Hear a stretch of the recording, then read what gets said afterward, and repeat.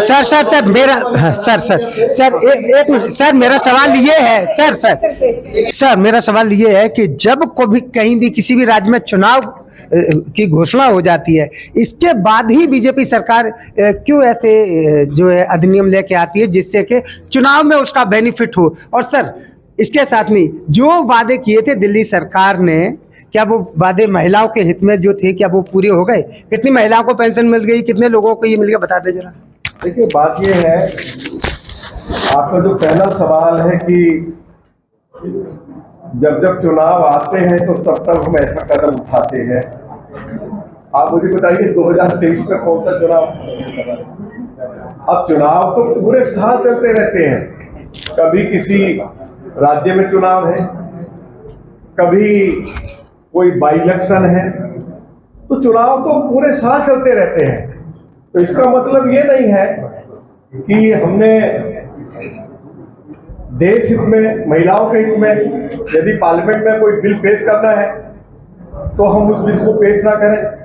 और जहां तक आपने दूसरा सवाल किया है, आपको मालूम है और उसकी जानकारी मैंने आपको दी है, हमने वायदा किया था कि होली दिवाली पर जो गरीब महिलाएं हैं उनको मुफ्त रसोई गैस का सिलेंडर दिया जाएगा। वो दिया गया है। ओल्ड एज पेंशन शुरू हो गई है। महिलाओं के खाते में 2500 रुपया जमा कराया जाए, उसके लिए श्रीमती रेखा गुप्ता जी की सरकार ने बजट में प्रोविजन किया और बजट दिल्ली विधानसभा द्वारा पारित कर दिया गया है। राष्ट्रपति महोदया की अनुमति मिल गई है। जल्दी ही 2500 रुपया महिलाओं के खाते में जाएंगे। जहां तक उज्ज्वला योजना का सवाल है, मेरे ख्याल से दिल्ली के अंदर इतनी बड़ी संख्या में शायद कोई महिला नहीं छोड़ी गई। हमारे पार्टी के कार्यकर्ताओं ने, सामाजिक संगठनों ने जगह जगह कैंप लगाकर रसोई गैस के सिलेंडर उपलब्ध कराए हैं। और फिर जो मैंने जानकारी आपको दी है, आज तो दिल्ली के जो मुख्यमंत्री है श्रीमती रेखा गुप्ता जी, वे भी महिलाएं हैं। इससे पहले भी दिल्ली में महिला मुख्यमंत्री रही हैं, चाहे सुषमा जी रही हो, वो भी भारतीय जनता पार्टी की नेता थी। उसके बाद चाहे रेखा जी रही हो, शीला जी रही हो, शीला जी के बाद आतिशी जी भी थी, और अब श्रीमती रेखा गुप्ता दिल्ली की हमारी महिला मुख्यमंत्री हमारा नेतृत्व कर रही है और अच्छे काम चल रहे हैं। अब साउथ दिल्ली में भी यदि आप देखेंगे तो यदि पीने के पानी की बेहतर व्यवस्था की जा रही है, सड़कें बनाई जा रही है, कम्युनिटी सेंटर बनाए जा रहे हैं, या राशन कार्ड बना के दिए जा रहे हैं, तो इसका फायदा हमारी महिलाओं को भी तो हो रहा है ना। एक एक विधानसभा क्षेत्र में, एक विधानसभा क्षेत्र मुझे आप बता दीजिए कि श्रीमती रेखा गुप्ता जी की सरकार ने पहले साल में कोई ऐसा विधानसभा क्षेत्र नहीं है जहां 150 करोड़ रुपए से लेकर 700 करोड़ रुपए तक विकास के कार्यों के लिए न दिया हो। दिया ना उसका, और काम जमीन पर उतर गए हैं।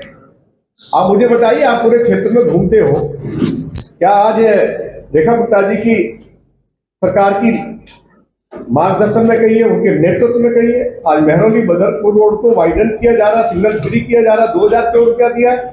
तो क्या हमें रेखा गुप्ता जी की सरकार का स्वागत करना चाहिए या नहीं करना चाहिए? अभी हमारा मेहरौली गुड़गांव रोड, उसके लिए 640 करोड़ रुपया दिए हैं कि वो सिग्नल फ्री हो जाए। आपके आश्रम से लेके बदरपुर तक मथुरा रोड को वाइडन करने के लिए, सिग्नल फ्री करने के लिए 440 करोड़ रुपया दिए हैं। बसंत कुंज से लेके और शिव मूर्ति तक 5.5 किलोमीटर लंबी टनल बनने का काम शुरू हो गया, जिसके ऊपर लगभग 4000 करोड़ रुपया खर्चा हो रहा है। तो हमारी महिलाओं को फायदा होगा नहीं होगा? उनको भी तो, उनके लिए भी दिल्ली अगर विकसित हो रही है तो पुरुष और महिलाओं को बराबर इसका लाभ मिलेगा।